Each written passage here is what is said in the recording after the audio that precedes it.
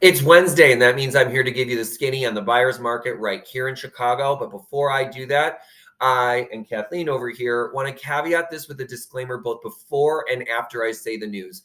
So I don't A, freak you homeowners out, especially those of you with current listings, and I don't B, give you buyers an impression that buying now means investing in a purchase that will depreciate in value quickly.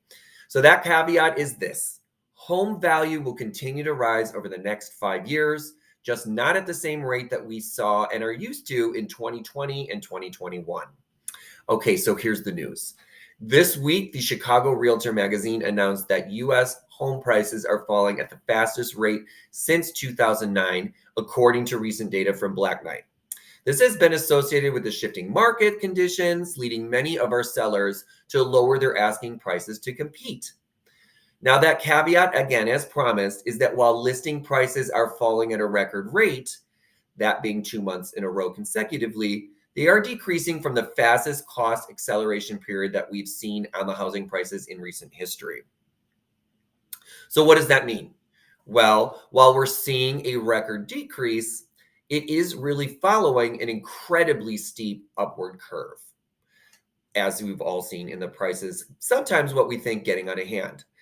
And while that statistic or number is called out as the fastest since 2009, the number itself is only 2%. And guess what? That still leaves the average price or value of homes up 12% year over year. Now, does that make you feel a bit more confident in your home, your investment potential in the market? And of course, we need to address your question. Well, what about my potential return on investment if I were to buy right now and these market conditions? What I would gather a lot of economists like to focus on is homeowner affordability.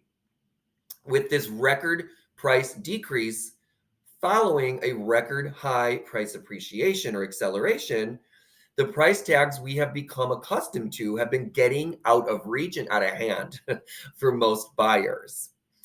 If left on that same track of acceleration, 16% last year, 12% this year, home prices would continue to decrease the housing affordability index, which is already down 30% from last year. And that's what really matters. How many folks are buyers in demand? While sure, higher prices always sound better to homeowners and sellers, there really becomes a point where a growing portion of demand is priced out. And that means no buyers at all. To me, the bottom line is that we are seeing a correction in the market that is benefiting everyone, really every side of the deal. And I mean, really, does that make you feel better? Put in maybe more playful or more pointed ways, maybe these perspectives will resonate with you a little bit better. There are two of them. One, 7 million Americans are not going to stop moving simply because interest rates are changing. And two, doesn't 7% interest on a mortgage sound a lot better than 100% interest on a lease? Which, is rent, if you have to look at it that way. So while interest rates are changing and home prices are decreasing, don't forget to think about your monthly costs and what they are now versus what they might be if making that decision and pulling that trigger to make that purchase.